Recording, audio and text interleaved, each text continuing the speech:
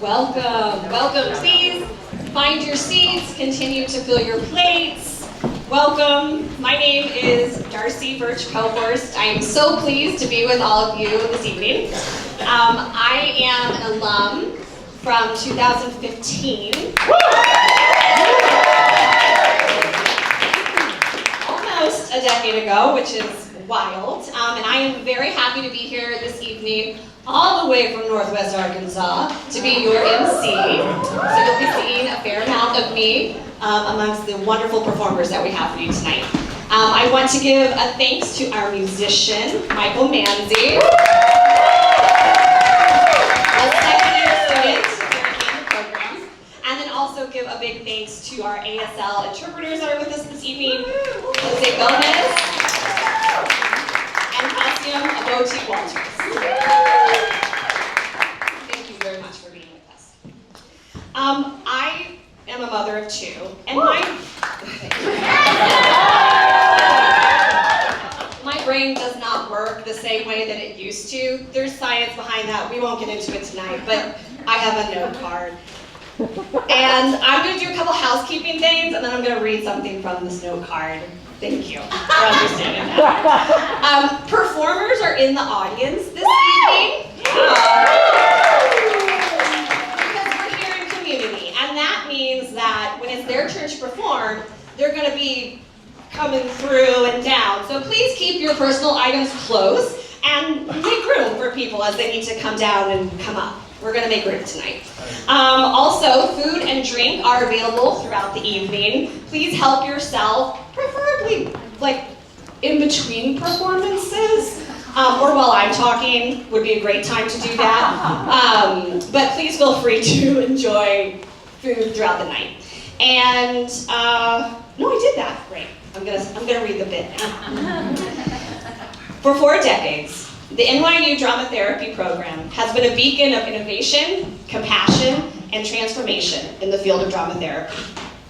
Tonight, we honor our rich history, celebrate our vibrant present, and look forward to a future of endless possibilities. And as I was thinking of that, and how to welcome everyone to the show, I was thinking of the deep history, and I was thinking of A Midsummer Night's Dream, A Mid-Autumn Night's Dream, going all the way back to Shakespeare. And as far back as we're going, I was also thinking how far ahead we might go, and what might change, and I was thinking of AI, and I thought, oh, what a cool opportunity to use some AI to open the show up. And so tonight, for the very first time, we're going to utilize Chat RDT to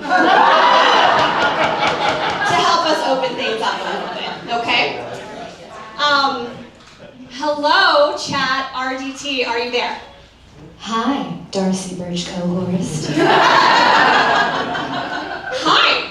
As you know, we're here for the 40th anniversary celebration, and I was wondering if you could give me a suggestion with all your high-tech wisdom of how we could open the show. Maybe you could try singing a musical number. Yep. I could. Okay. Yeah, that's a great way to do it. NYC just got. No, I don't think or we should maybe do that. not. Yeah. Okay. Do you have another something that I could try? Perhaps an interpretive dance. Oh.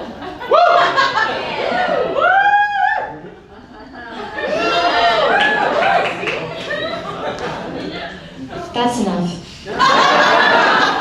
Fine. Did you have something else that I should do? I'd like you to sculpt it. To sculpt it? Preferably with very colorful scarves. Okay, all right, Chat RDT. I think we're just gonna wrap up because I'm realizing that I don't have to do any of the shtick. I can, it's fun sometimes, but I just need to be here with all of you tonight, and I'm excited to be here and do that and connect with you all. So with that, we're going to start the program, and I'm a horrible MC and have completely forgotten who I'm supposed to announce. I think I'm supposed to announce the current director of the drama therapy program.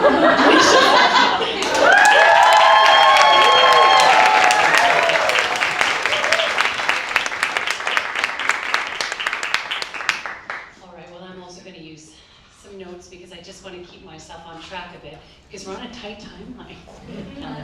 This is a beautiful space, isn't it? Yeah. We have many people to thank for that. Thank you, Darcy, for opening the show so beautifully. So, we're welcome to our celebration of our 40 years of drama therapy here at NYU. In the time that I've been here, I've had the pleasure of inviting many, many spirits to dance and play in these magical realms, this particular magical realm. And it's so very good to see so many of you students and alums, faculty, friends and family here tonight. If you're joining us tonight and you're new to drama therapy, is that true for anybody here? Is there anybody here who's new to drama therapy? There's at least 4 of you, yes? This is how we do it all the time. So I want you to know that what makes drama therapy so very special, and drama therapists so very special, is the invitation to offer to people that we work alongside to rediscover the joy of play, to step into a different role, to discover a new story, and to inhabit a brave enough space to try on new perspectives and rehearse new ways of being. You create a clearing in the wood for a world in need of imagination, of care, and creativity. I want to take a moment with all of you to honor a few people who are not with us this evening, to honor a few alums and friends and colleagues that we've lost over the years. I'm just going to call out their names and we're just going to hold a moment of silence. Brooke Campbell, Gay Donner Tudanger, Nicole Donahue, Kimber Magnifico, Brittany Rodriguez, and Nancy Sondag.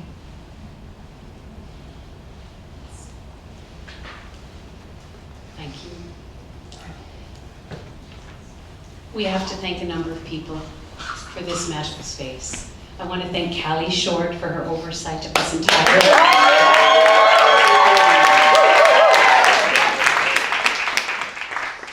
Jason Conover, Carlos Rodriguez, and Clara, who stood on that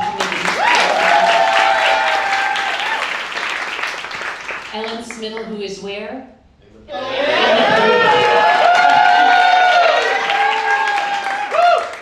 Rare mix of technical acumen and care. Our wonderful ASL interpreters, of course, Jose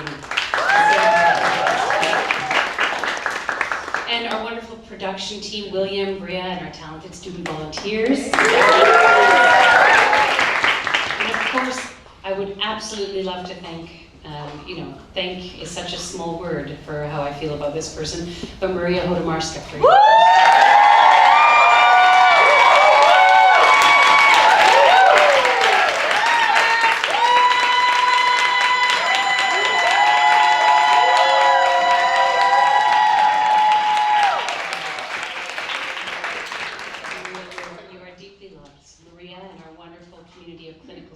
Supervisors and faculty who are here tonight.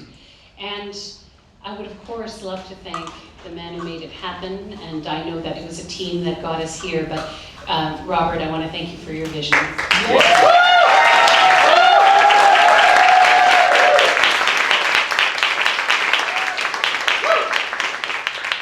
Before we begin this feast of memories, of songs and stories, I have the absolute pleasure of introducing you to our Dean of the Steinhardt School of Culture, Education, and Human Development, Dean Jack Knott. Wow, thank you so much, Misha. I have never seen this space look so beautiful. I have to say, this has really been transformed. The only thing you need to change is to make the hanging flowers in the entryway a little bit higher. Anyway, I'm delighted to be here to join you all for your 40th anniversary. How about that? And I'd like to reiterate my thanks to everybody here who made this program possible. I know it involves so many people, so I'd like to give everyone here a round of applause. I'd also like to reiterate our great appreciation for our founding emeritus professor of drama therapy, Dr. Robert Landy, who is here tonight. Really his vision and commitment to this important field, which is actually only a few years, the field is only a few years older than this program, so he had a vision for it at a very early stage in the development of the field. I believe our drama therapy program also really embodies the essence of what Steinhardt is about. Which is to support a holistic and interdisciplinary approach to human development across the lifespan. And the work that students do in this program, the therapeutic theater productions, the research that you all conduct, and the clinical work are really creating positive impacts in lives really across New York City and beyond, Yes, around they the are. world. So thank you for that. And I wanted to just give you just a few examples that really stood out for me. The first is the Theater and Health Lab. It's really the research hub of the drama therapy program. The lab studies drama therapy and related theater processes, and I don't have a stand, so excuse me, that looks at imagination, play, and storytelling, in really order to better understand how drama therapy works and for whom. The lab has produced 9 original documentaries about different approaches in drama therapy, which have collectively been viewed over 20,000 times by audiences around the world. So that's pretty impressive. Second example is Adam D.F. Stevens, who I had the real pleasure to meet recently.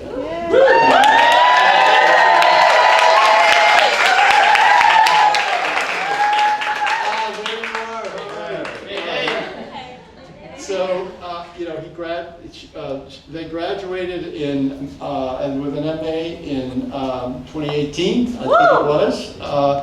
And they were given the inaugural 2024 Steinhardt Disruptor Alumni Award.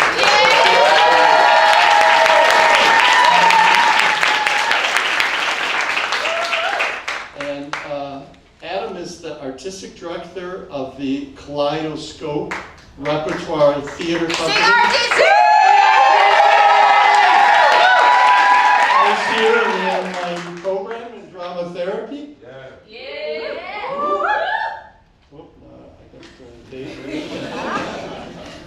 If I were an actor, see, I would have memorized all this. I'm not. So, Adam is also a registered drama therapist and board-certified trainer who works with queer, people of color, and neurodivergent youth in transforming their loss, grief, and trauma into joy and empowerment. I should also say that Adam is the current president of the board of directors for the North American Drama Therapy Association.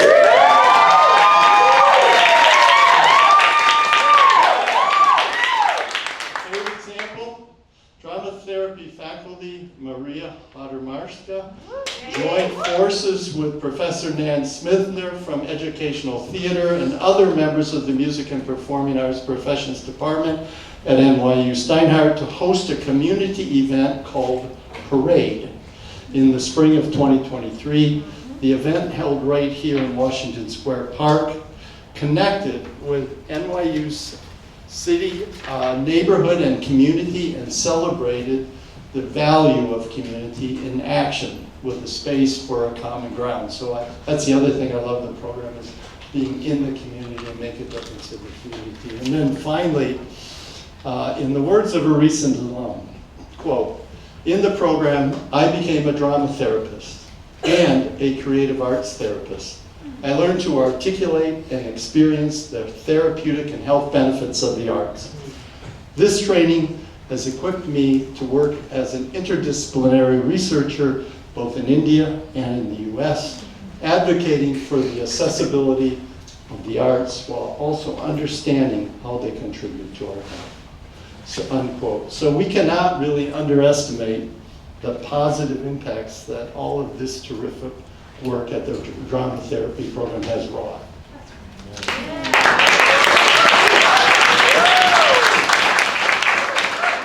And I have to say, under the wonderful, amazing leadership of our program director, Dr. Nisha Sachnani,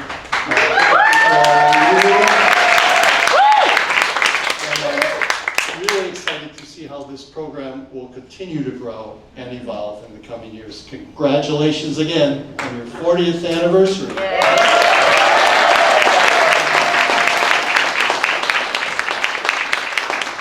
now it is my pleasure to bring to the stage our founding director of the drama therapy program, Robert Landy.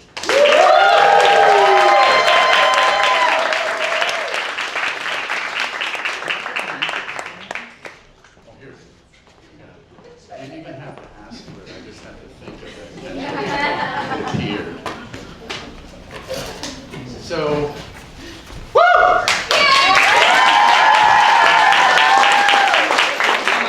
Ellen, up in the booth, you created such a beautiful environment. It takes my breath away, actually. And I want to tell you that I've been working in this theater, or inhabiting this theater, since 1979, when I first came to NYU. And it used to be called, this building is called the Pless Building. It used to be called the Press Building.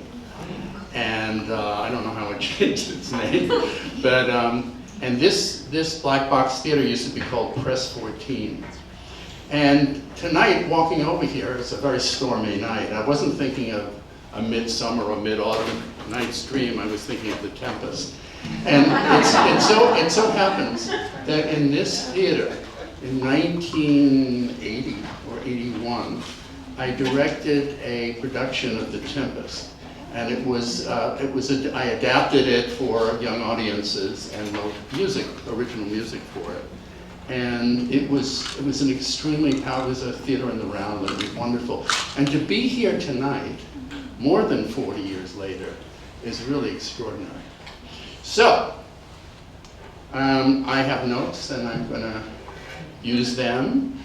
And, you know, in some ways, what I'm here to do is to talk about dreams and how they impact our lives, past, present, and future, and how, of course, it relates to the drama therapy program. And I want to start with this.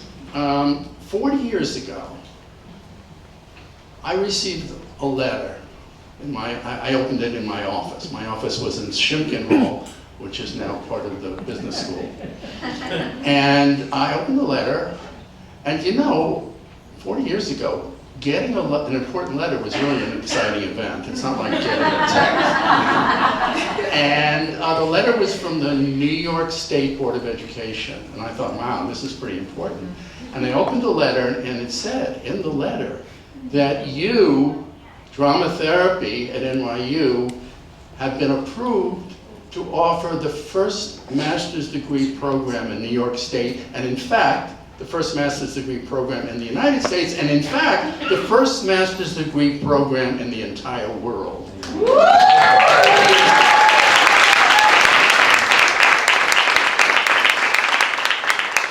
And I thought to myself, wow, there's a dream. There's a dream realized. That's pretty cool. And then 40 years after that, to be precise, October 24th, 1924, 40 years after that moment, I woke up in the morning, sat up in bed, and said to myself, oh my God, I'm 80 years old. And I thought to myself, that's impossible, that's crazy. How does that happen? How does it happen, you know, after 40 years, there's this incredible community and program and so forth, and how does it happen that this body has 80 years on it, like, you know, like rings around a tree or something. I think when I grow older, I'm going to become a sequoia.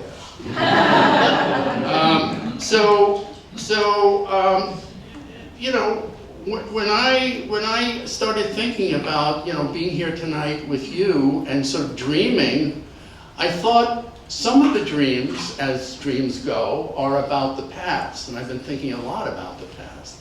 And some of the dreams are about the future.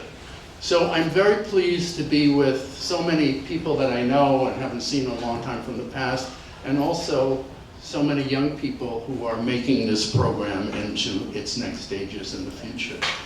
And you know, there are certain people I like to sort of call out during, and I'm going to speak for three days, nonstop. The performances have been canceled. I'm just going to speak for 2 days. I decided that by fiat. I have a lot to say. You know, what I did was I divided the 40 years into 3. So that's about 13.3, you know, years at a clip. The first group was, let's see, well, actually, it wasn't 1984. I came in 79. And we really started the first cohort, I believe, in 1982. So the first group, I'll say, 1982 to 1995. If you were here during those years, whether you were starting or ending, could you either stand up or raise your hand? I'm just curious.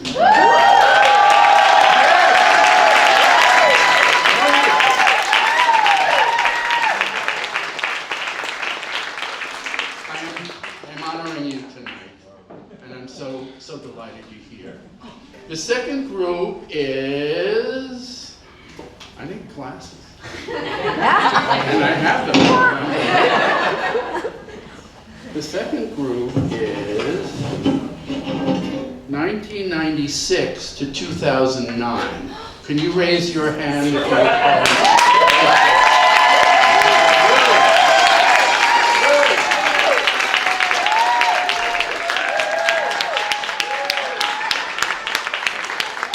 And the final group is 2010 to 2024.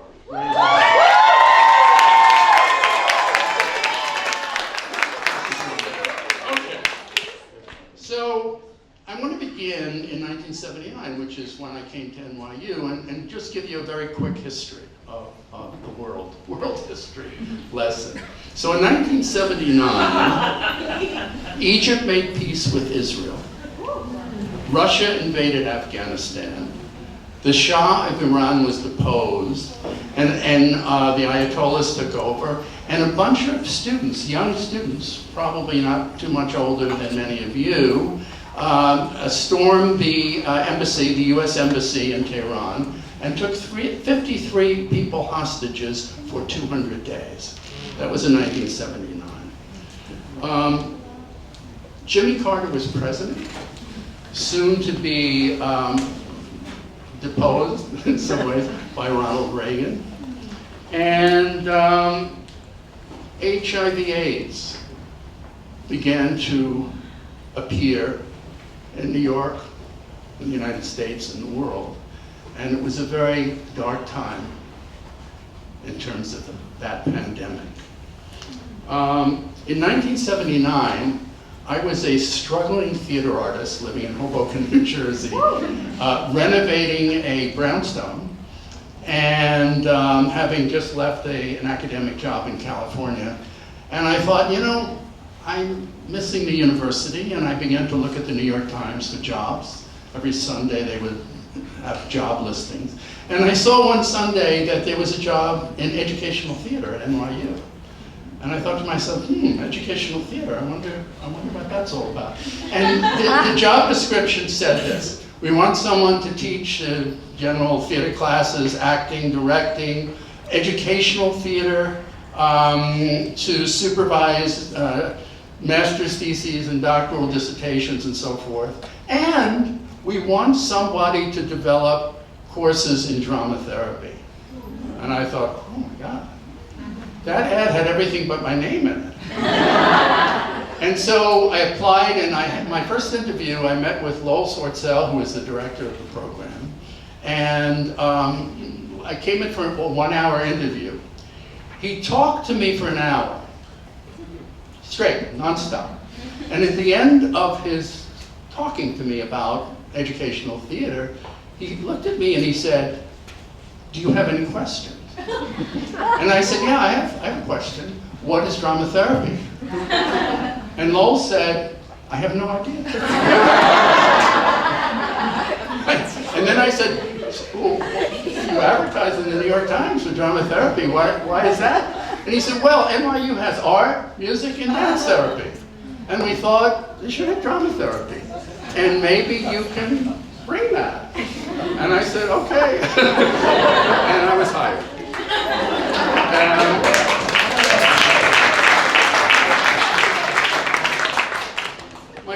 My first assignment at NYU in 1979, oh, we're coming to the end. Oh God. My first assignment, I'm not going to tell you about it. I'm going to tell you that the very first class I did was called the Extended Dramatization. And it was a class about developing with a group, with a cohort, ways to work in fictional roles, in a fictional family, and in a fictional community. And use all those, that structure of fictional family to have a sense of who are we, and how do we learn who we are, and get a sense of who we are through taking on these other roles of ourselves, our families, and our communities. And now I'm gonna jump ahead and tell you, well, actually, you know, I'm gonna stop there, and I just want to invite the people who in the early, that first third, that early cohort, or cohorts, to come up here with me for a minute.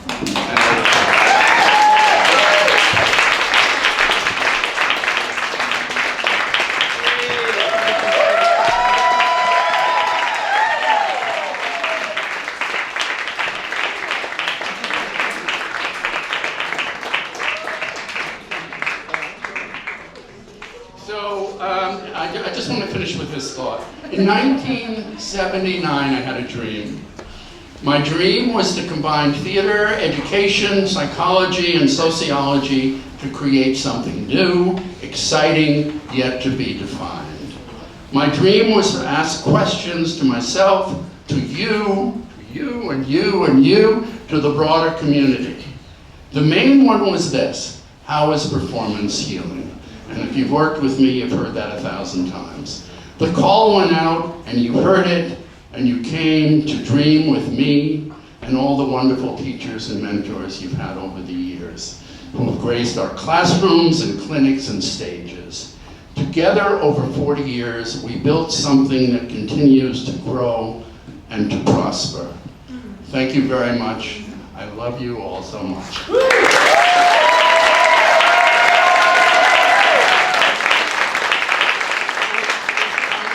One more thing I want to say. While I have my right arm around Maria. Maria has been with me, it's not 40 years, Maria, right? 30. 30. January 30 and counting. Maria has been, I cannot say enough about how much Maria has helped me develop this program and done extraordinary work, and has mentored so many of you here and so many of you.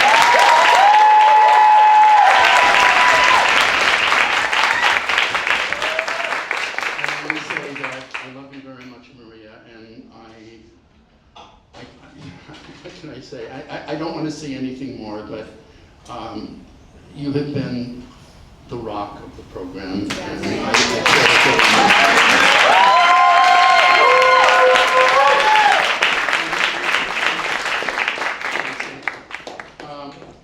I was also blessed with another angel, with Nisha Sajnani. When Nisha came in, you know, I knew we made a brilliant choice. But I had no idea how wide and far Nisha was going to take us into the future. and I honor you, Nisha, and I couldn't tell you how happy I am to have you here.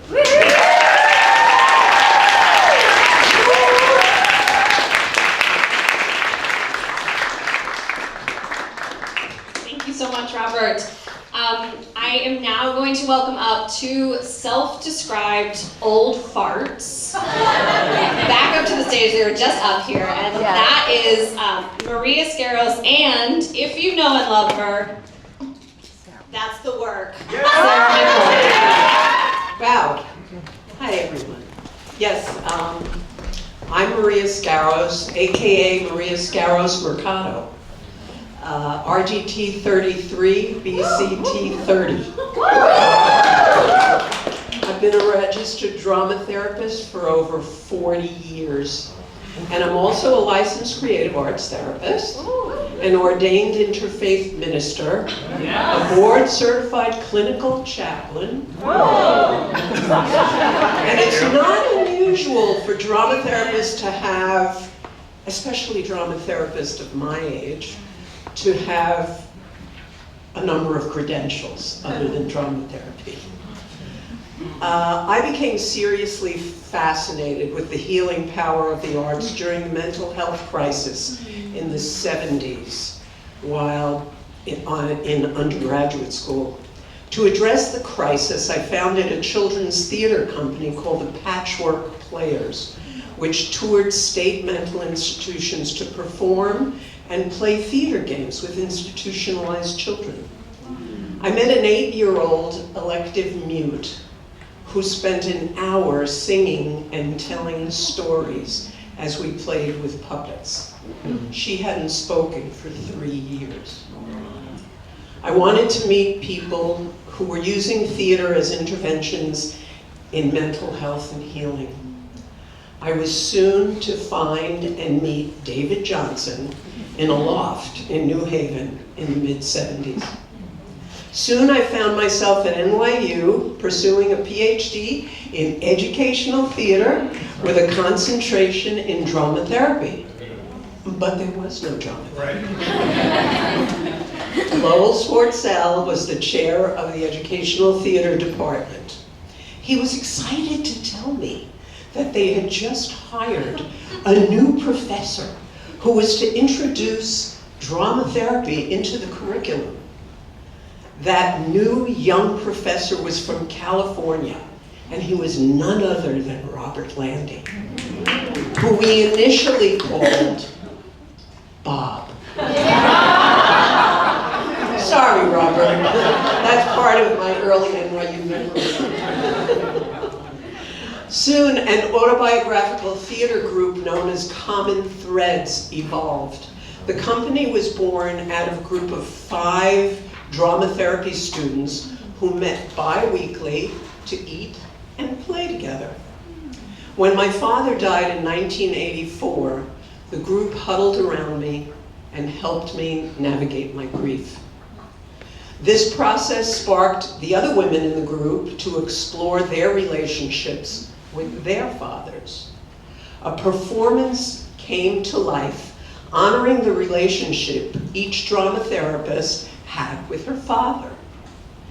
We hired a male director from the Tisch School of the Arts to distance much of the soulful work so that it would be palpable to the audience.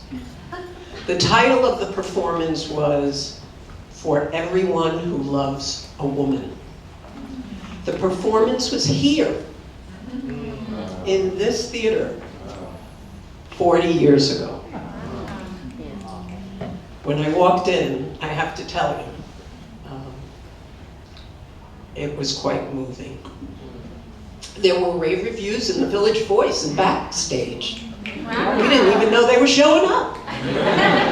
From that group of 5, 2 remained drama therapists. I am one. One became a psychodramatist. One became a psychiatric social worker. And the last was a former NADT president who is now a speech therapist. In the 70s, 80s, and 90s, it was not unusual for drama therapists to explore traditional degrees that would help them find employment and continue to do their work. Today, when I say I'm a drama therapist, people kind of look. You know what I mean. So they became social workers, psychologists, family therapists, addiction counselors, teachers, and yes, I had 2 that became rabbis and 1 that became a pastor. I supervised many of them. In the late 80s and 90s, I was an adjunct professor in the department and once brought my newborn when we were discussing projective objects. Those were the good old days. Professionally, I've worked with many populations over the years. I was lucky in finding work, albeit under the guise of the title recreation therapist, psych aide, counselor. One of my close rec therapy buddies was Raymond Jacobs, who was in the drama therapy program in the 80s. Raymond and Robert talked about the 80s being so devastating with the HIV epidemic. Raymond acquired HIV and died in 1993 of AIDS. He was 45. During this time in the drama therapy program, he was a crusader. No one was working with people with HIV and AIDS. He couldn't wrap his head around the fact that during the AIDS epidemic, the population was rarely, if ever, discussed as a special population. At conferences, there were no presentations. He was denied presenting twice. He was also concerned about the lack of diversity in the department and the field. Raymond was often loud and not very PC. He was respected, but he most certainly had an edge. His loss had us all look at ourselves as a community. Raymond was a champion, and I am proud to see that he is now honored in the community he insisted could do better. And so it has. I thank David Johnson for helping keep my momentum going so that I would apply to the PhD program at NYU. I thank Lowell Swartzell for encouraging me toward a field he thought was skeptical. I thank Robert Landy for coming east and embracing a group of actors and teachers and transforming them into healers. I thank Roberta, Galila, Loretta, and Judith for Common Threads and providing the healing power of theater. And I thank Raymond, who taught me to persevere, no matter what, and to always believe in the work.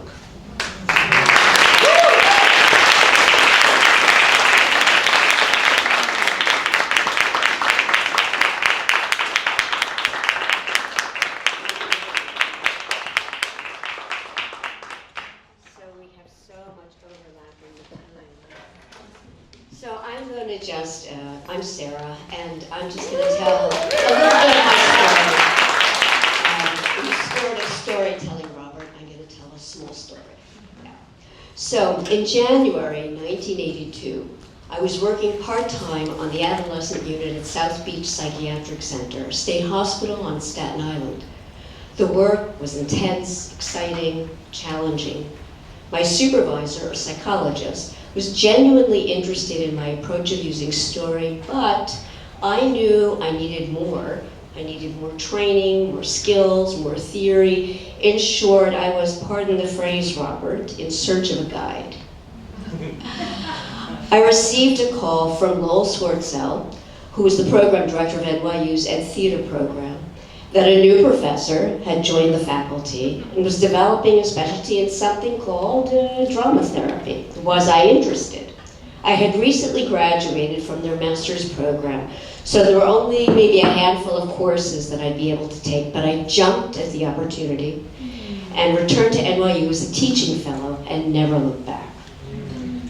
My first meeting with Robert was not in the classroom, but rather on the main stage as properties person for the show he was directing, Three Penny Opera. The show held a very special place in my life, and I felt an immediate connection, which we talked about. Back in the classroom, Robert integrated a broad scope of theories using an integrative lens, including play therapy, anthropology, psychology, sociology, theater and performance, referencing Scheff, Goffman, Marino, Erickson, Freud, Adler, Jung, Pearls, Ferenczi, Rank, Brecht, Boal, Stanislavski, Grotowski, Slade, Piaget, Satir, to name just a few. While I don't recall the name of each class, I recall the work vividly as we explored all manner of hypotheses and theories with story always as the centerpiece, using fairy tales, mythology, exploring family systems, and taking on a different role or character in the story every week. We also explored this concept of extended dramatization and embraced the notion of the story so far. The course that would become Projective Techniques was a weekly adventure. One week, applying makeup and strolling down the hallways of the 7th floor of Shimkin. Another week, meeting in a lab and instructed to do nothing for 5 minutes, all the while being videotaped, followed by another videotape of us watching and commenting on ourselves doing nothing, followed by a third round of comments on the observations. And of course, there was the creation of puppets, masks, sand tray, music, movement, and scarves. The outcome of this particular series of adventures and explorations was Robert's Theory of Distance, published later that same year, as well as his article on the use of puppets, dolls, masks, and makeup. During this year, Robert also began to develop his first and initial model for training the drama therapist. Oh, by the way, if you could imagine, there was one actual drama therapy text at the time, Drama as Therapy, and that was it, by Gert Shatner and Richard Courtney. Oh, and did I mention Gert was on the faculty? For those of you who didn't know her, she was actually the mama of drama therapy and one of the founding members of what was then NADT.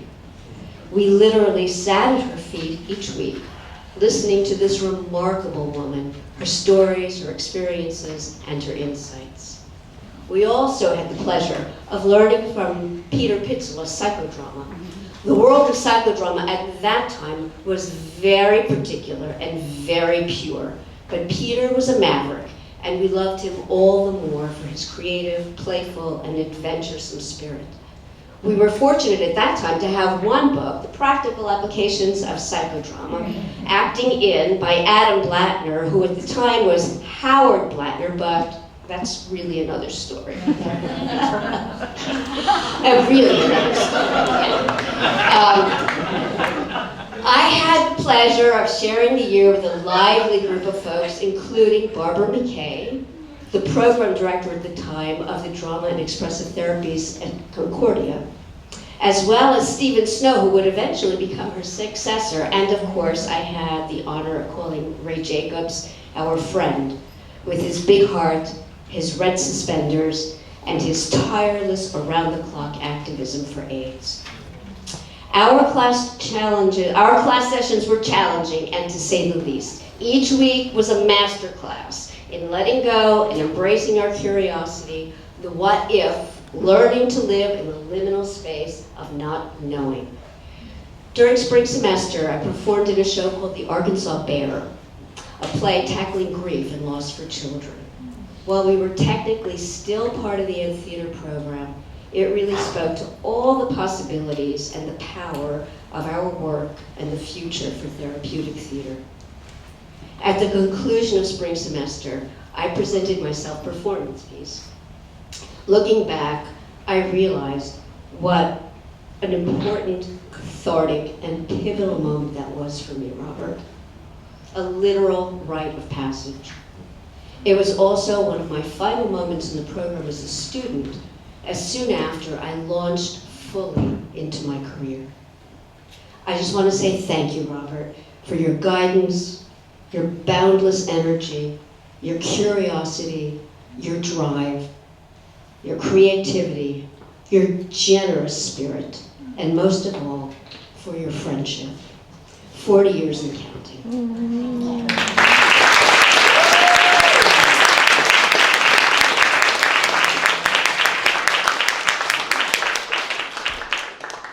Thank you very much to Sarah and Maria for those stories. And now it warms my heart to welcome Herman Sanchez to the stage to honor Nina Garcia.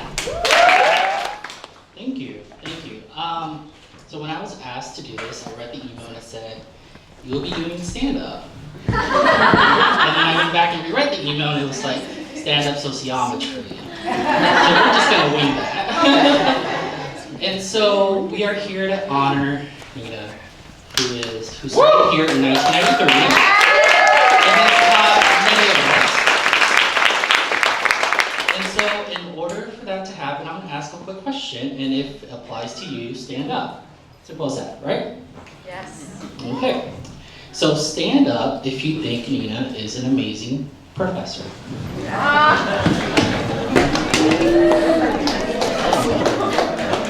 And because it's sociometry, it is best that I ask one person or maybe two. So let me work the crowd, and we'll start with you. Why? Nina Garcia is an amazing professor. One, because she's so personable. I will start with the personable part. I asked for a recipe for risotto. And she gave me a recipe, and she gave me some mushrooms to go with it to do it. And Thank you. Let me work the crowd over here. I think she's a wonderful professor, and last year my father passed away, and she carried me on the journey. Thank you so much. Thank you. Everyone sit down. Let me ask another question. Stand up if you ever cried in front of Nina.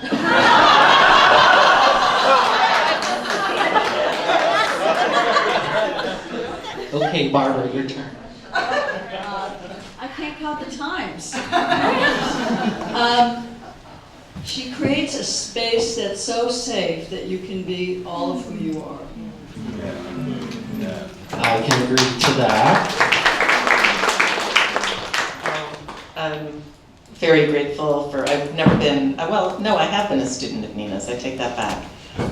But I have cried in front of Nina many, many times. And her loving companionship in times of grief and sorrow that are shared have been a tremendous source of grace for me.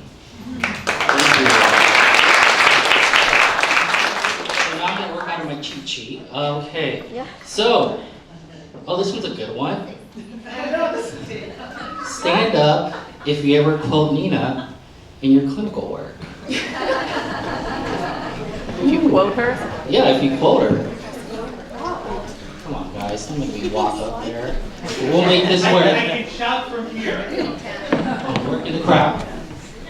It relates to crying. Tears are seeds of the soul.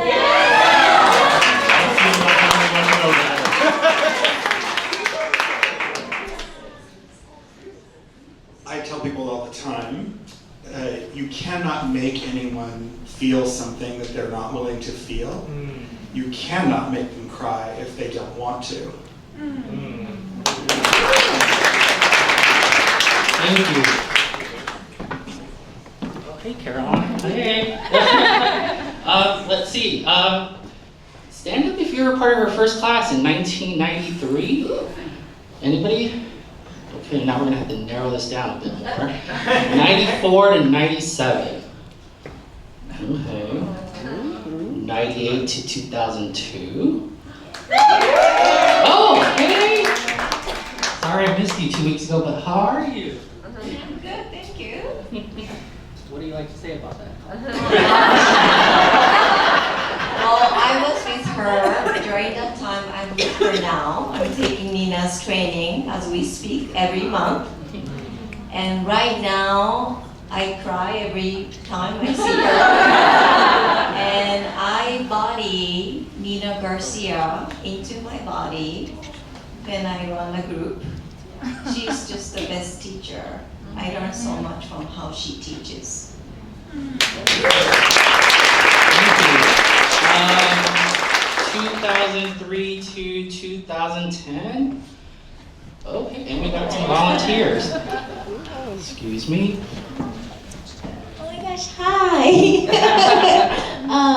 So it's been a minute, but I have so many vibrant memories of being in Nina's class and just the safe space that she created. And obviously it was my first exposure to drama therapy, being in her class my first semester. So I had no idea what I was walking into, but I was like, if this is drama therapy, I want it forever because this is just so incredibly beautiful. And if I can learn how to create this safe space for others, then I'm magical like her. Thank you. Hello everyone, my name's Cora. I was just saying, whispering to Chantal that, do you remember how many times we cried in Nina's class? So I just, I mean, the class was really like a healing space. And I agree with everything everyone's saying. You're an amazing teacher. And psychodrama was, I had never heard of it before. I then realized it had been around for so much longer than the actual field of drama therapy, since Freud's day. And it was just such a powerful, like, healing and bonding experience in her class.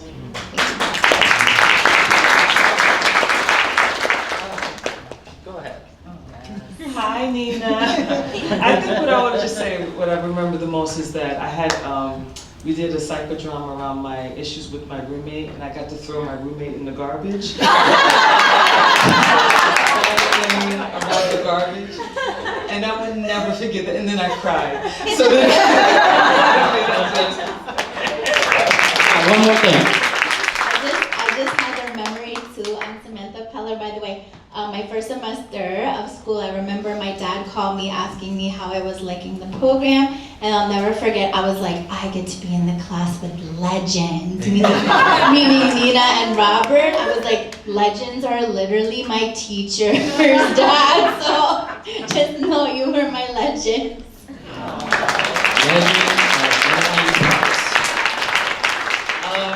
What was that, 2010? So let's do 2011 to 2016.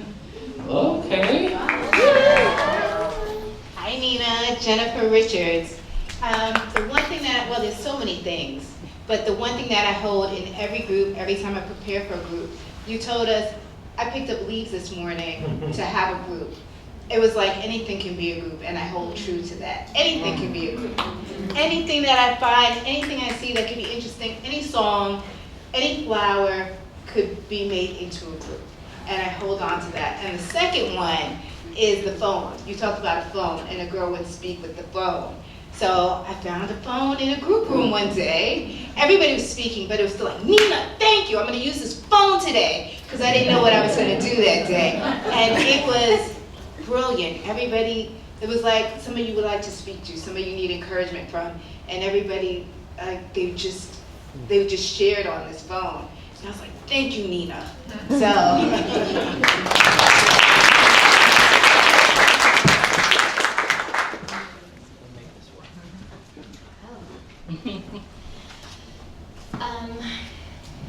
I think about a psychodrama that set me free my first year in the program.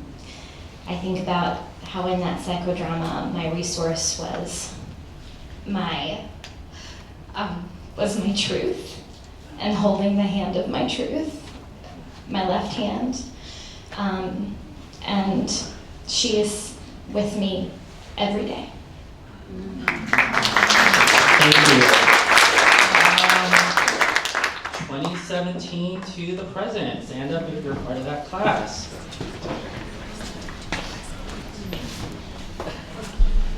Okay, I know some of y'all were, so stand up. Stand up. Stand up. They've got their hands up.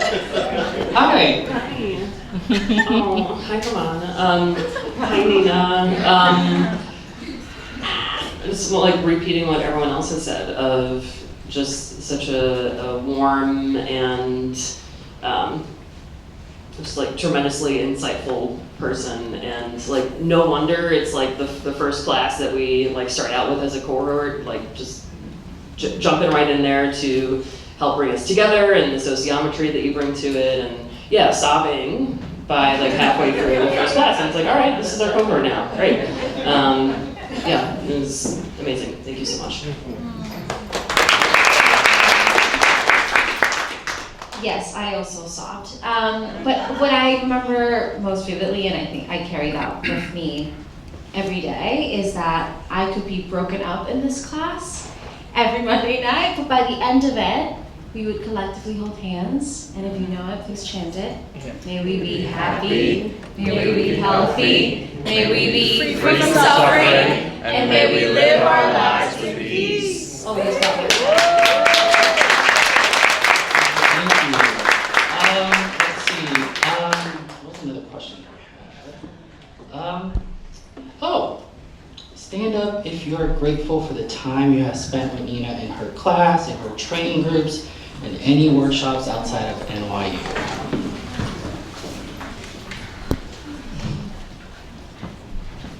Okay, let's hear from you.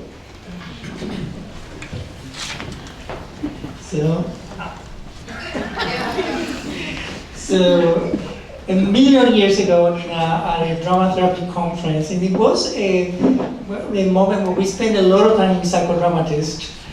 And I'm going back to the late 90s, early 2000s, and you were doing a full day workshop at one of those conferences, and it was simply unbelievable how you sort of guided us through that, and your care and the way you structure and created.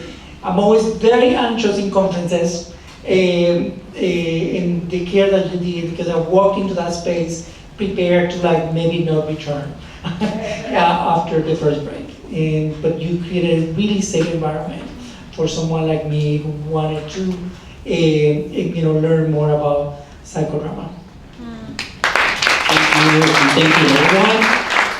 So, on behalf of everyone here, we are your legacy. You have influenced us for the better, and because of you, we can go out and change the world. One person at a time, through sociometry, sociometry, sociometry. So thank you.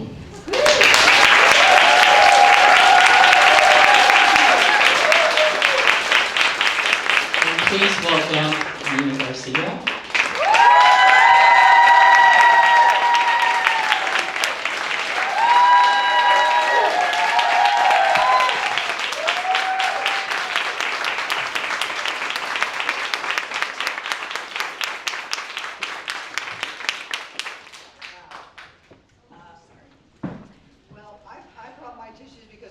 Cry also, as you well know. No wonder tears water the seas of the soul. I had to make up something that was going to I feel blessed, Robert, that you asked me to join the faculty of the drama therapy program when you did. And to be able to teach in the program for 29 years. It's just been an enormous, enormous blessing to me, and for me to get to know you personally and to see your faces and I see you as you were then as well as you are now, and it's just so sweet and precious to me, and thank you so much for inviting me to come tonight and be here. And I also feel blessed to have worked with you, Maria, for so many years. And with you, Misha, also. And to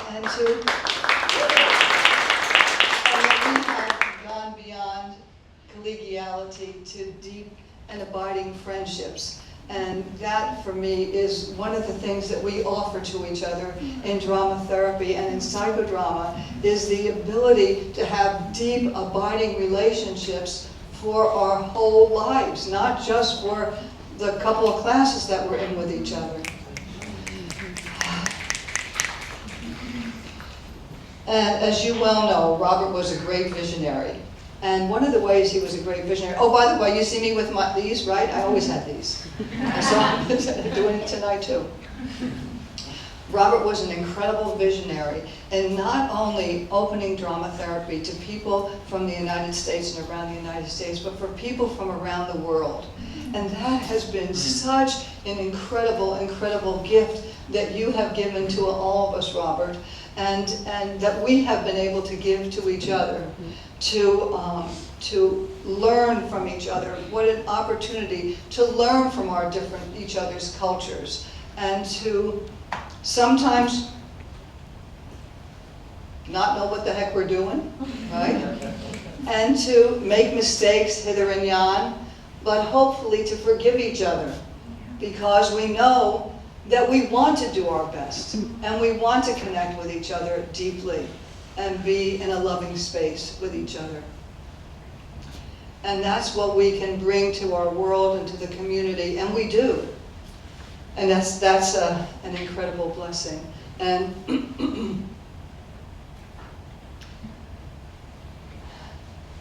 as Herman just said, Jacob Moreno said that it's all about sociometry, sociometry, sociometry. And we all have an invitation to accept our own and each other's limitations and gifts and grow together toward a united world of caring, acceptance, and innovation. And speaking of sociometry, it has been glorious to see so many of you alumni becoming leaders in our field. In the field of drama therapy, in the field of psychodrama, in the field of social work. And those of you, let's just find out, those of you who have either been on the board in any of these organizations I'm talking about, NASW, and drama therapy, psychodrama, just stand up, please.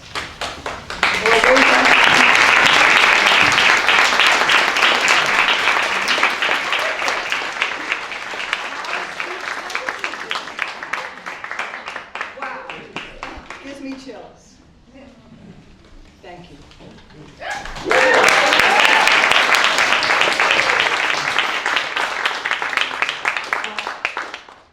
Maria? This is awkward.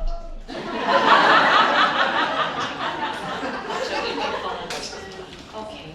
Nina, we just wanted to take a moment to tell you how much we love you and to thank you for being our honored guide in this program, for helping students and indeed each of us to connect more deeply to ourselves, making it possible to connect more deeply to each other. You do such powerful, powerful work. It is deep, deep medicine, and you have touched every single life here in ways that are just immeasurable. So I just want to thank you and honor you tonight.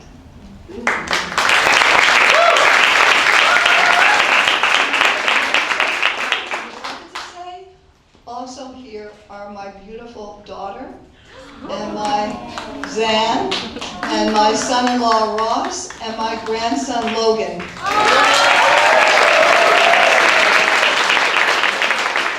And Linda Condon is also here, who you guys remember from the Cartman Drama Triangle. One thing I would like to say about my daughter, son-in-law, and grandson is that they are incredible sociometrists. It's true, with incredible compassion. And I love you very much.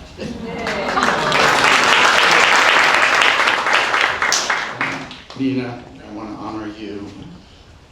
I want to tell you how much it's meant to me to have you not only as a brilliant, brilliant professor, but also as a very, very dear friend forever. and what you said about what happens here, that is, it's way beyond the classroom. I love you very much, and I'm happy to see you. Thank you.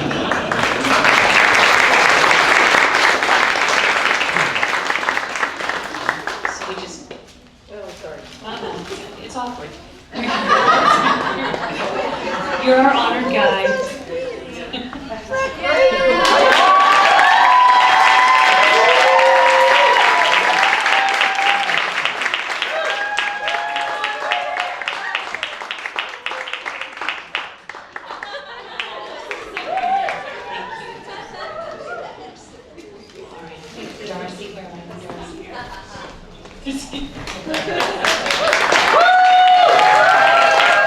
I don't want to make anyone too jealous, but Nina actually played my mother in a Therapy of Theater show, so it's kind of special. I haven't got to do that tonight. I'll have you later. It is now my distinct pleasure to bring to the stage, we're transitioning a little bit out of storyland into performance of a different kind land, and it's my distinct pleasure to bring Cameron Wade to thrill us with her beautiful voice. I am so excited to hear her sing You Are In For a Treat.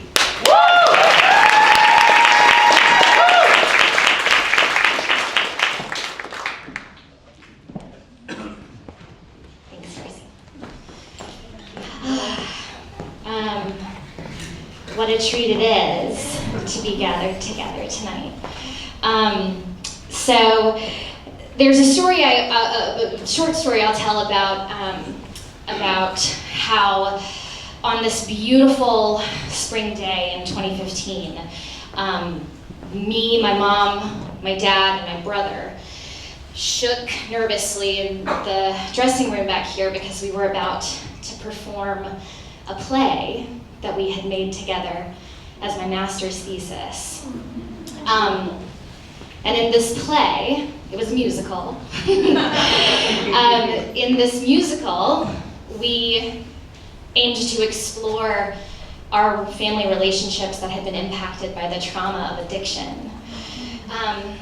And in the development of this piece, with Dave Mowers as my trusted guide, we had this grand finale, this like grand number that I was gonna sing at the end of the show. And we got all the way through the development of my piece, and really, I mean, we had rehearsed, we were ready, we were truly almost stepping onto the stage, and Dave, because he is an attuned, deep listener, drama therapist, said, I don't think that's the right song. And at the last minute, he invited me to change it. And our plans have to change, you know. Our plans change in this work. It created a new meaning, that it met the need. It met the need of the moment. And I tell this story because I had a whole other song that I was going to share with you tonight. A song about the inner child and play and curiosity, and that would have been a grand song to sing. But the need of this moment and the past few weeks has felt like it called for a different song. And in the past few weeks in my work, which is now with women and their families in the trauma of addiction, there have been big needs in the past few weeks and, all the time. And in the midst of those big needs and all of our grand plans and the things that we want to do, I remember Maria's words that most of the time our work is very small. And that gives me great hope. Because also the past few weeks for us, I imagine, have been hard. And I think about the way this program prepared me to be with the needs that are present and also with mine when it's hard to pick myself up off the floor. And so this new song is a love letter and a prayer toward that, the small work. And it's called The Next Right Thing.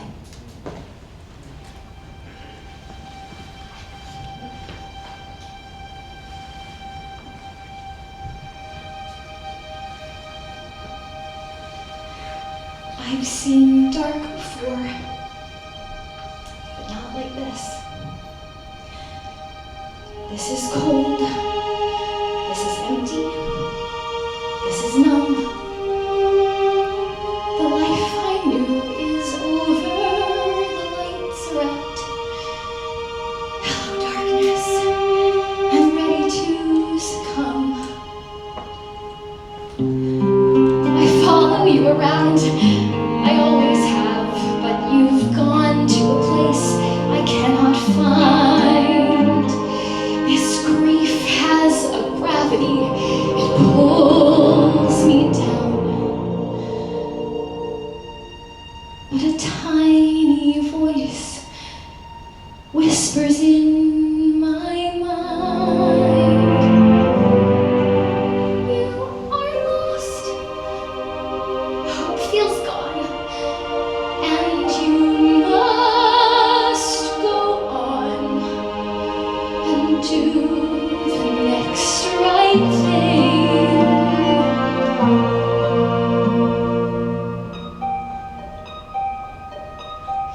Can there be a day beyond this night? I don't know anymore what is true. I can't find my direction. I'm all alone. The only star that guided me was you. How to rise from the floor when it's not you I'm rising for. Just do the next right thing. Take a step. Step again. It is all that I can to do the next right thing. I won't look too far ahead. That's too much for me to take. But break it down to this next breath, this next step, this next choice is one that I can make.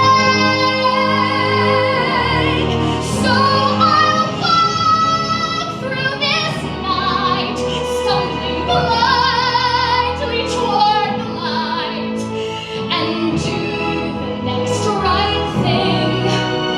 And with the dawn,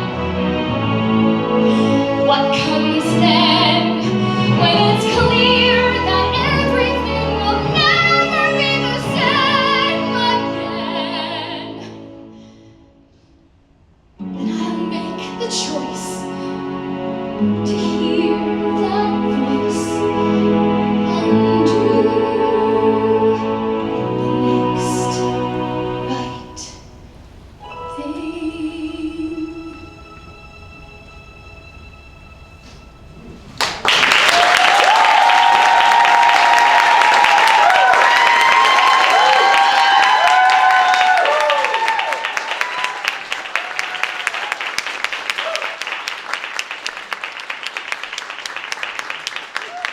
And now you're in for seconds of your treat. I'd like to bring to the stage Jason Conover, Julio Miranda, and Vernetta Walker.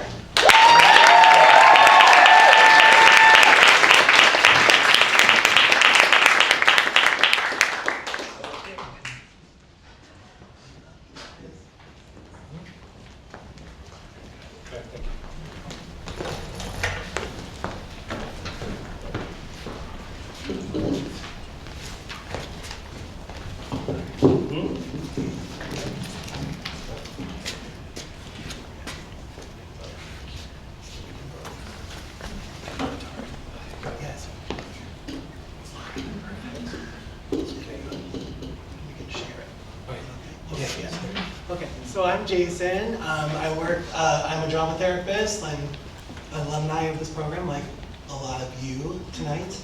And I spent the bulk of my career working at an agency in the city called HRC New York City.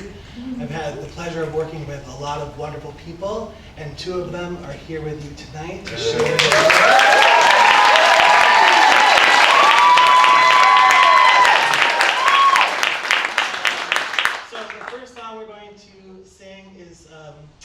we work together in a group, and we talk a lot about advocacy. We talk a lot about different topics, and one of them is about consent. Yep. And this song is called I Could Do That.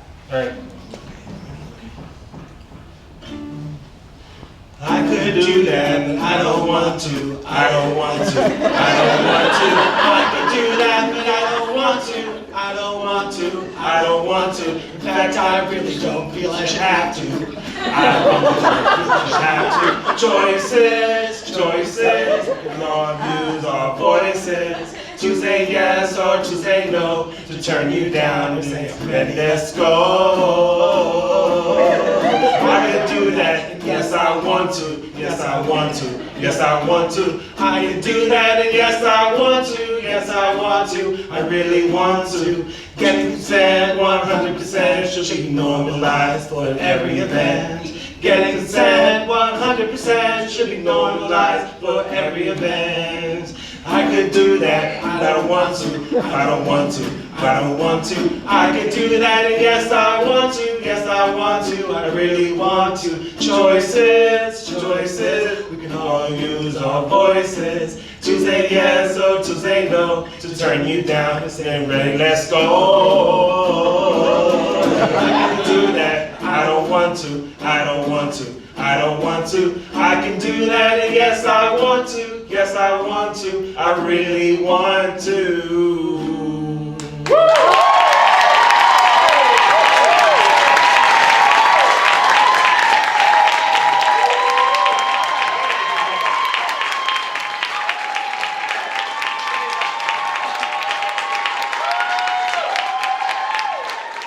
Thank you guys. Thank you guys. The other song we're going to perform is by Miss Bernetta Walker, who is a poet. So I took her lyrics and we created this song together. Okay? Right. It's called Open My Eyes. All right. Okay, here goes. That's right. All right. Okay. Open my eyes to my heart so I can see what's hurting me. Open my eyes to my heart so I can see what's hurting me. So I can see the things I need. All my answers to need. These questions I see. Then my life will be complete. Living in the past is such a rash. Sometimes I feel like I'm going to crash. When I was a child, I didn't think I would last. But God put me in the survival class.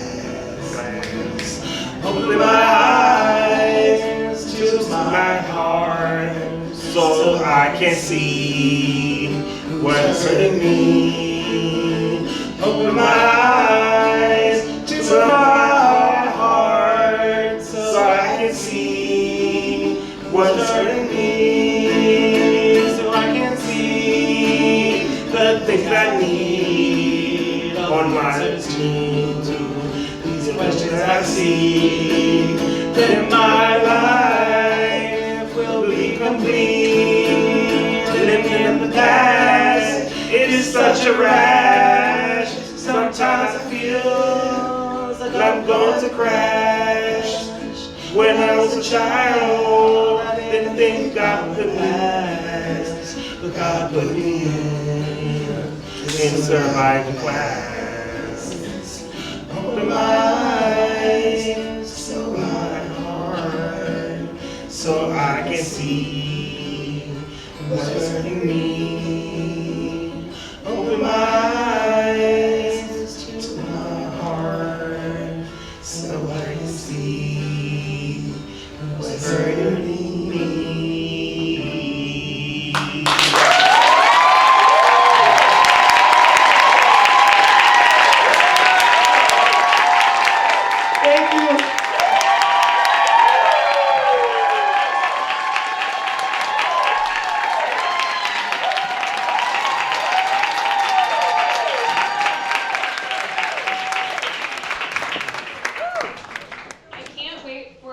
all to record that and release it because I want that in my collection and know many people in my life that could also use both those songs. Thank you so much. It is my pleasure to bring to the stage the Kaleidoscope Repertory Theater Company. I'm going to bring up Treasure.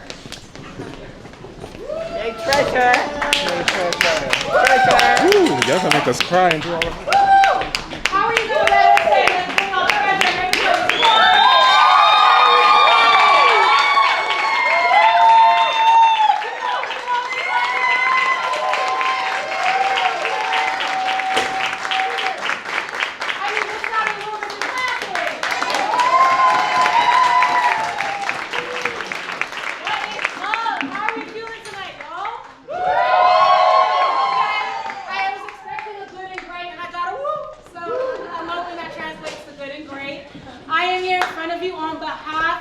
Kaleidoscope Repertory Theater. And we are in our 5th year. Can you believe that? Now, how are we feeling other than feeling great? Are we feeling nostalgic? Shout some words out to me. Cozy. Cozy. Thank you, Callie Short. How else are we feeling, y'all? Moved. Moved. Heartful. Heartful. Inspired. Inspired. So we're gonna get all those feelings. I want you to grab it from around you. Come on, it's real drama therapy. Right? Tuck some in your pocket for later, for when you go home. Yes? And then I want you to rub your heart. I want you to rub it in. I want you to go even faster, like you're trying to feel some love that's up in there. And then I want you to rub your fingers together. I want you to rub your fingers together, and then I want you to give me a drum roll. Yes! Because we are about to get started. Hit it, Alex. 4, 3, 2, 1. Woo! Ladies and gentlemen, rub your fingers with me. CRTC is bringing you a lovely rendition of a midsummer, mid-autumn night dream. Who's excited? During this time, we're gonna laugh. Can I hear you laugh? Can I hear you laugh? We're gonna cry. Can I hear you cry? We're gonna gasp. Can I hear you gasp? Come on, really give me gas. Gas. Okay, now keep those gasps up because we're about to meet our cast. Are you ready? Yeah. Lanny, are you ready? Yeah. Maria Morimasa, are you ready? I am ready. Okay, ladies and gentlemen, welcome the Nobles.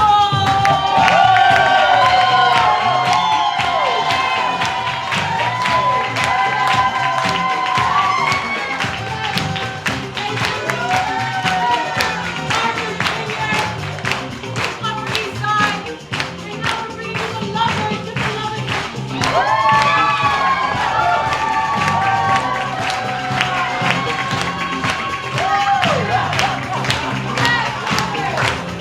And bringing you the best 80s robot, the Mechanical.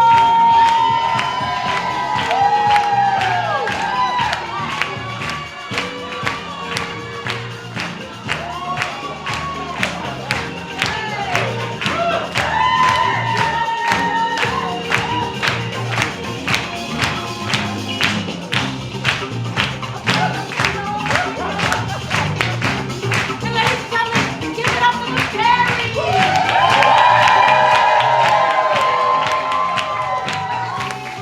Terry.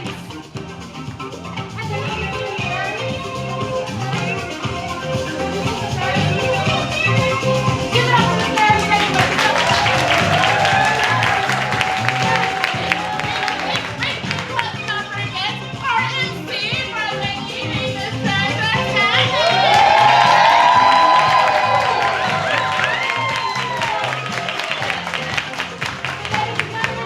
CRTC welcomes you to a mid-autumn night dream.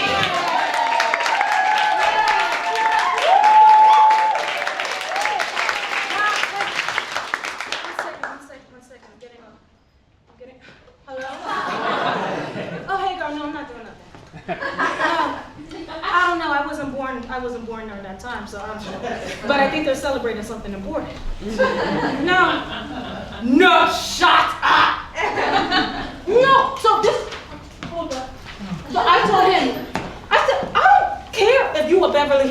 You're not policing my body.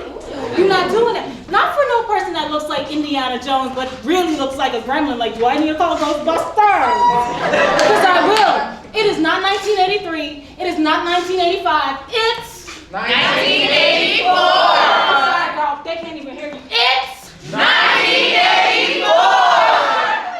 Except I know. So now I don't even know who I'm gonna take to the wedding or the anniversary party.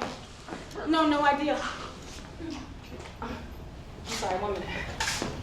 I'm sorry, I think I'm having a meet cute. It's Mr. Saraswati. No, shut up, I have to go. Shut the fuck up, I have to go. Hey, Nisha. You must be here to celebrate NYU's 40th anniversary of drama therapy, a night of transformative power, creative storytelling, and theater.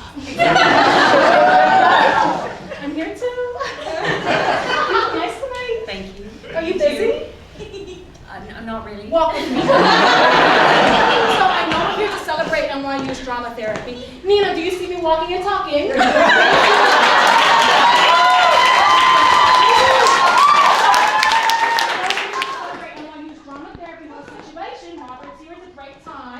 But I have a wedding to go to and I wanted you to be my guest.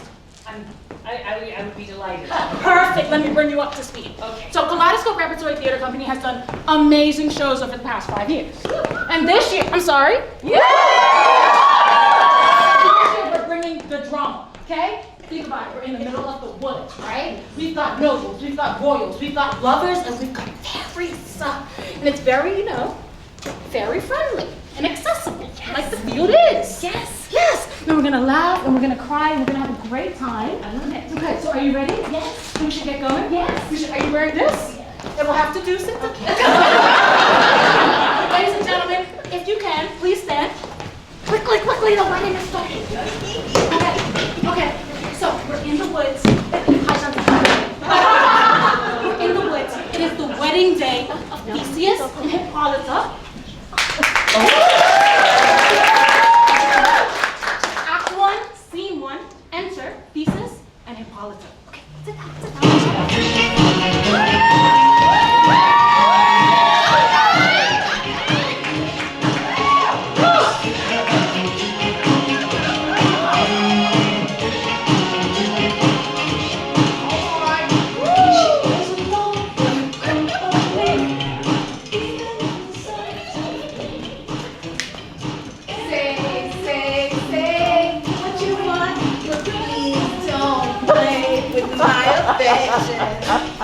Oh, my hippie dreams into our nuptial day approaching near. Four happy days bringing a new moon. But how I shake it, how slow this old moon wanes.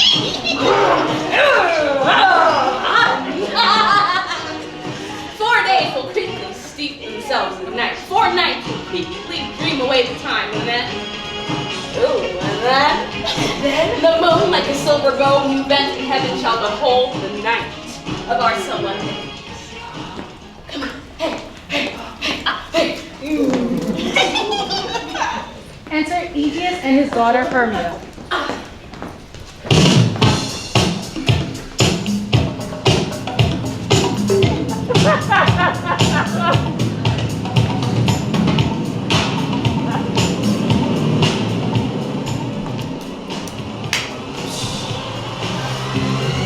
Theseus, the big kahuna. The man of the hour. Congrats to thee. Thank you, Dean. What's good with thee? I need some advice. Full of vexation come I with complaint against my child, my daughter, Hermia. Come here, Demetrius. This man hath my consent to marry her. He's a bright, good-looking Harvard grad. I mean, come on, I even met his father at the Vineyard Fancy Club. Now, stand forth, Lysander.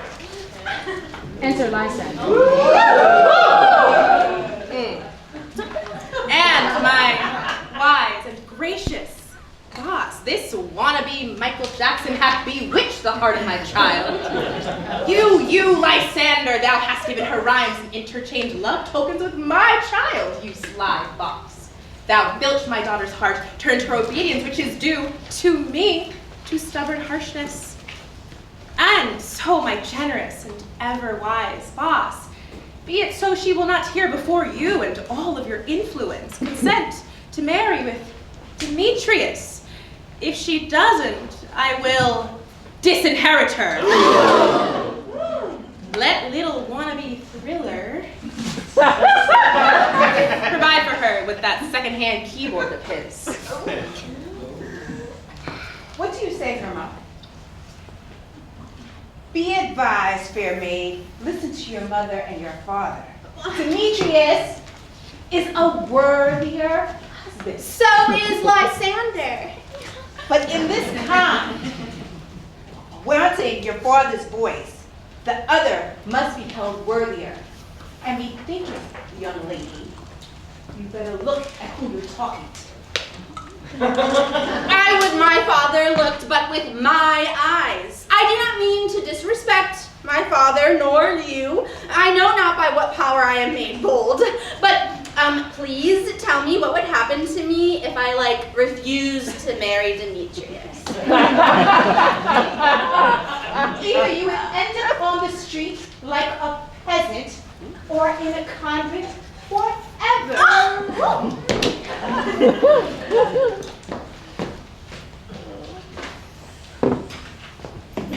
Look, don't be dumb. Think about it. Please, please, sweet Hermia, accept me. This is bogus. Lysander, bite me. You have her father's love, Demetrius. Why don't you marry him? All right, Demetrius and Eve. Come on, let's talk the stock market and Reagan. With pleasure. Exit all by Lysander and Hermia. Hear me, Hermia. I have a rich widow aunt from the city. Her house is, well, it's in Queens. And she thinks of me as her only son. So let's go and there, gentle Hermia, may we marry thee. May I marry thee, and to that place the sharp NYC elite eyes won't pursue us. If thou lovest me, then sneak and meet me at your father's house tomorrow night. And meet me at Washington Square Park, where I did meet thee once with Helena. There I will stay for thee.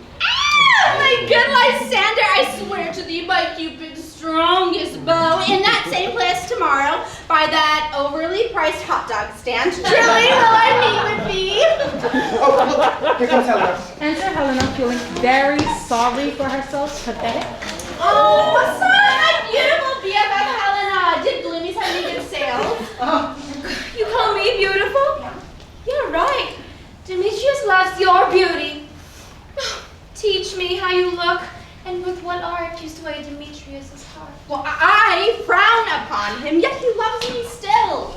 Oh, that your frowns would teach my smile such skill. I cuss him out, yet he gives me love.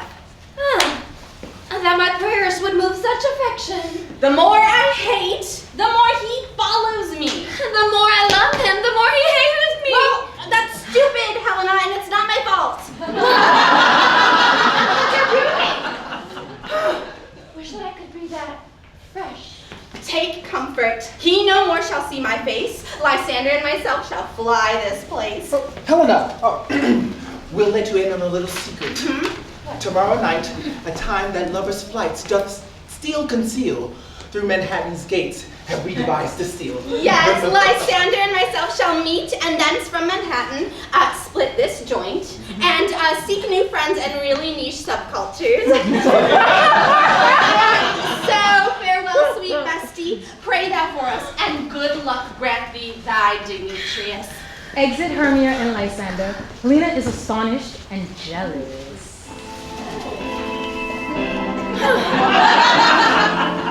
How happy some other can be. Throughout the city, I am thought as red as she. But who cares? Demetrius thinks not so. Love looks not with eyes, but with a mind. For Demetrius looked in Hermia's eyes. he looked, for before Demetrius looked on Hermia's eyes, he was whispering sweet nothings in my ear. And when he met Hermia, he just forgot about me. Helena gets the worst idea a best friend could get. I have the best words idea ever. I will go tell him of Hermia's flight, and then he'll go after her. And then, for my help, he'll finally love me, yeah? It's a good idea, yeah? Losing a friend is a small price to pay. For my poor heart. Meaning if she loses her best friend by telling, it's kind of worth it in her eyes, right? But she'll regret this later. So she's sour, she's petty, it's not tubular, it's not good. So then it's Act 1, Scene 2, right? And the mechanicals enter. Now the mechanicals are very NYU-tish before the trust fund. They're clapping each other on the back, they're happy, they're excited, got some film.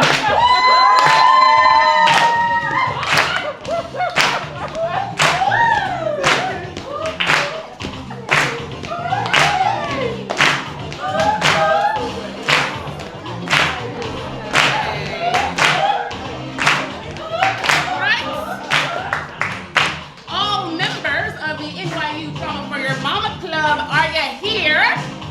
You were best to call... Are you here? Woo! Yeah! You were best to call them generally, man by man, according to the script. Okay, here is a list of our cast in our cutting edge, provocative, future, fringe, off Broadway play before the most influential theater patrons of the city, Theseus and Hippolyta, on their wedding day at night. First, good Peter Queens. Say what the play is about. Then read the names of the actors and so grows to a point.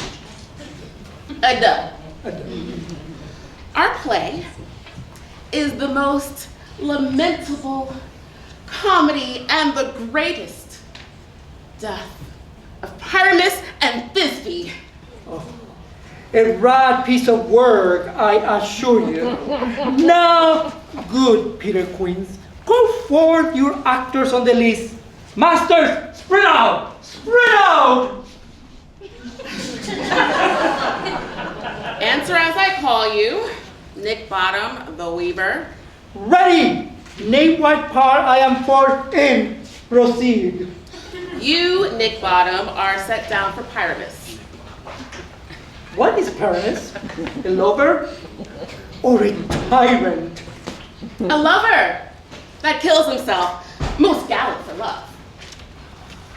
I will ask for some tears in true performing of it. I will move storms to the rest.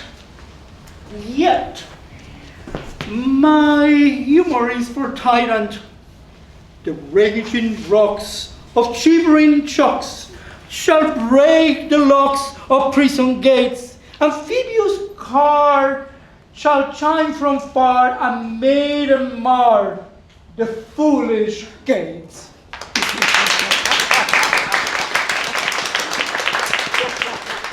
Francis Flute, the bellows member. Here, Peter Quince. Flute, you must take Thisbe on you. What is Thisbe? A wandering knight? It is the lady that Pyramus must love. Oh, got me with a spoon. I'm not playing a woman. I'm growing a mustache. That's all one. You shall play it in a mask, and you may speak as small as you will. And I may hide my face. Let me play Thisbe too. I will speak in a monstrous little voice. Thisbe, hey, Pyramus, my love dear, my Thisbe dear, my lady dear. No. You must play Pyramus. And you, Thisbe. Well, proceed. Robin Starveling, the tailor. Here, Peter Quince. Robin Starveling, you must play Thisbe's father, Tom Snout the tinker. Here, Peter Quince. You, Pyramus's father, myself, Thisbe's mother, Snug the joiner, you the lion's part, and I think we have a play. Oh, have you the lion's part written? Pray you, if it be, give to me, for I am slow of study. You can improvise. Are you not an actor? It's nothing but roaring. Let me play the lion too. I will roar and I will make Theseus say, let him roar again. Let him roar again. And you would just stop. You would do it too terribly. You would just frighten the audience. But I will aggravate my voice so that you will hear just as gently as any dove, like,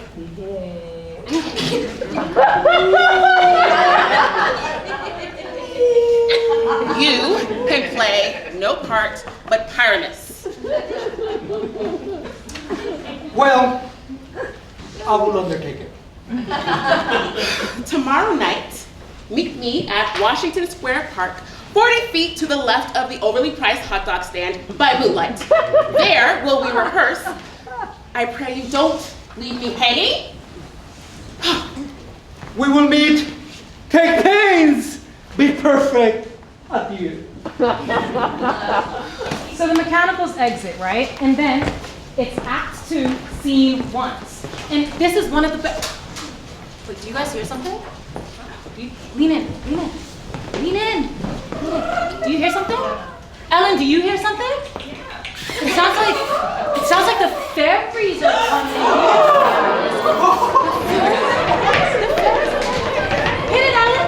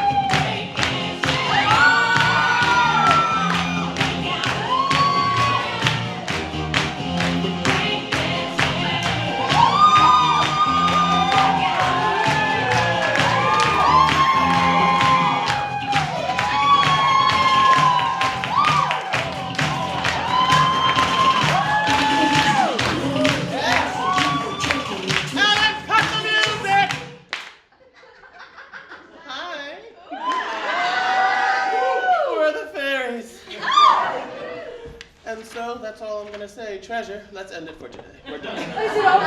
That's all. Oh, okay. Don't you want to see more? Yeah!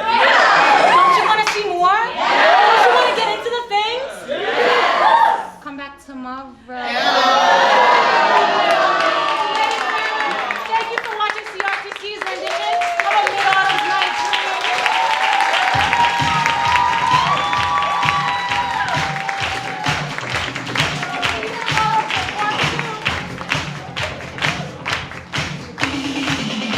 Party started, I think. This has been such a wonderful evening.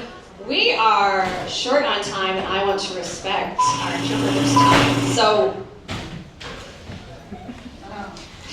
I'm going to put up here, thank you, Ellen, a final monologue that we don't have time for. So I'm going to invite us to continue the party, but the performance is over, and to please read this and take with you our playful Mid-Autumn Night's Dream. Thank you so much.